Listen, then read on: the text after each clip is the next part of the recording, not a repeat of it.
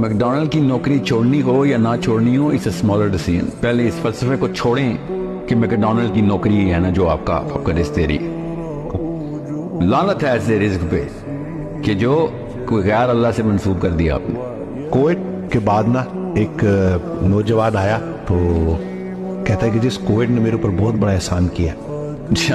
मैंने कहा कि वो क्या? तो कहता है कि मुझे सबसे बड़ा फेयर था ना कि मेरी नौकरी न चली जाए।